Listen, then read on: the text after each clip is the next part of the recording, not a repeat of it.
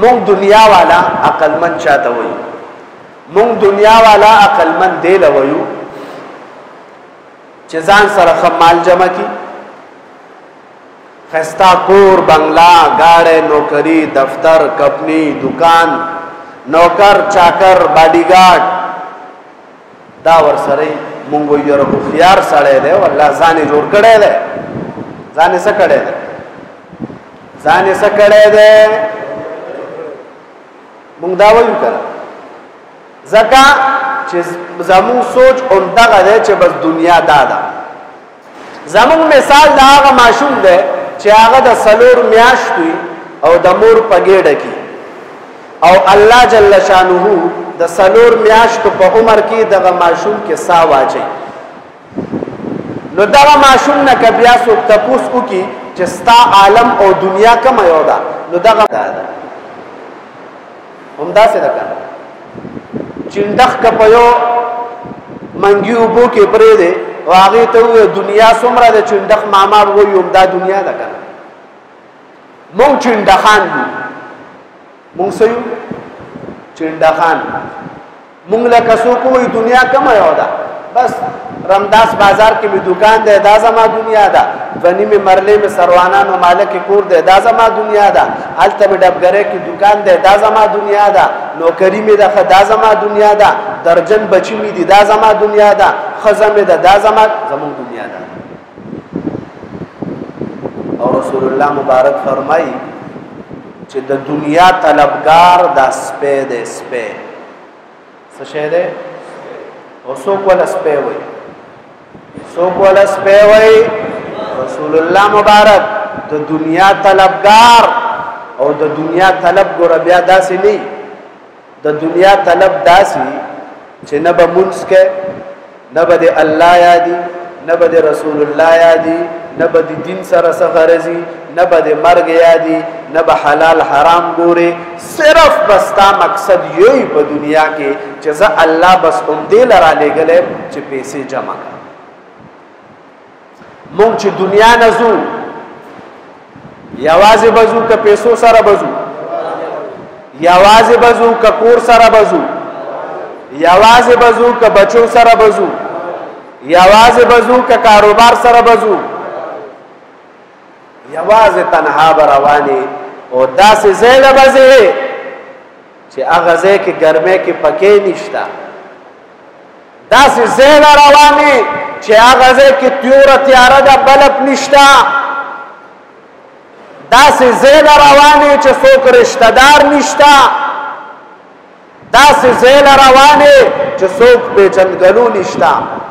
داسې زیله رواني چې الته سفارش نشتا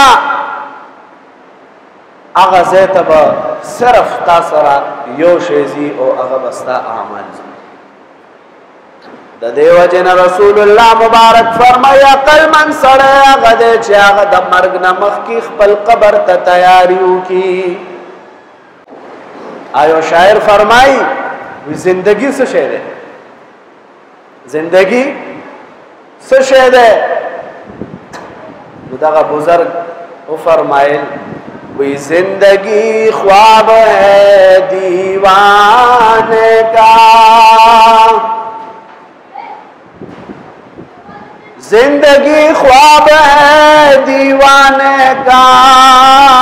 نہ سمجھنے کا نہ سمجھانے کا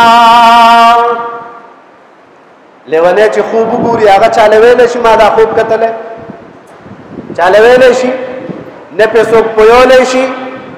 دا زندگی دا چراتلی یو وخت کې اذان بلکې اقامت شو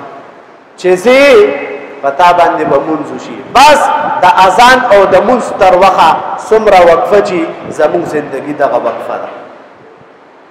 نو دغه زندگی دا خطیره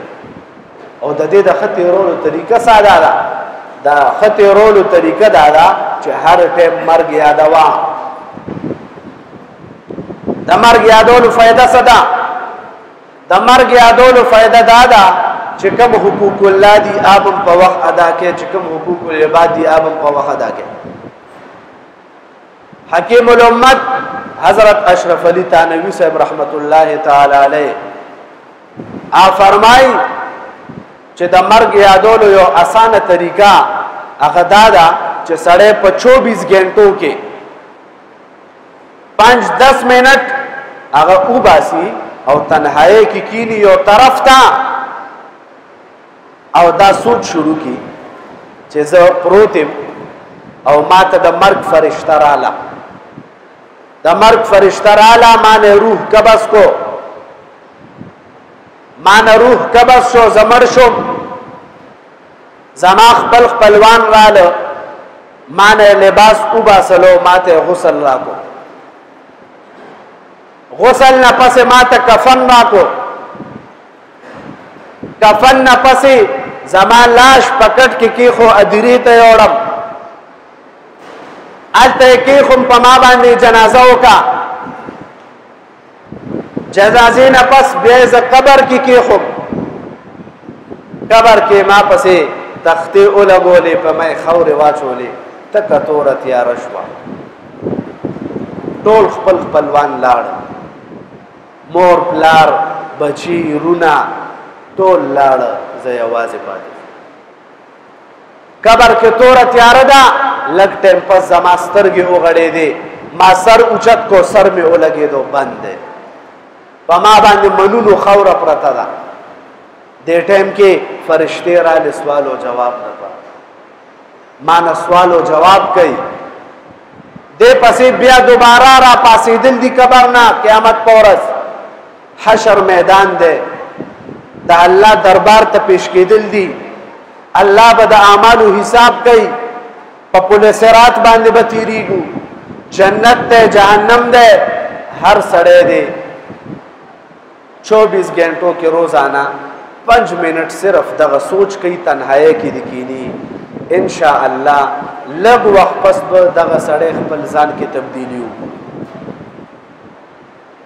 نو کم مرګري بداسي چې مونږ به 24 घंटों کې صرف خیر ده 5 منټ یو طرف لکینو دا سوچ وکړو کو بداس ان شاء الله د دې برکت به تاسو نن شروع کړئ ان شاء الله آینده جمعه پورې به تاسو په خپل سترګو وګورئ نن مونږ نه مرګ هیر ده ځکه د الله نافرمانی دومره پکلا کتو نن مونږ نه دا هیر دي چې اورس قبر تتلل دي نن مونږ نه دا هیر دي چې اسرائیل علیه السلام برازي مونږ نه بروح قبض کړي نو د دې وجنا مرګ هر ټیم ځان ته مخه ته ساتي چې اورس دنیا نه تلل دي دا الله مخه ته ودرېدل دي نو چې دومره ځان سره یوسو چې الله جل شانه مونږ ته دنیا کې د جنت زیر راکې او آخرت کې الله جل شانه مونږ ته جنت نصیب الله جل شانه دې په دې خبرو اول مالا او بیا تاسو ټول له عمل توفیق راکړي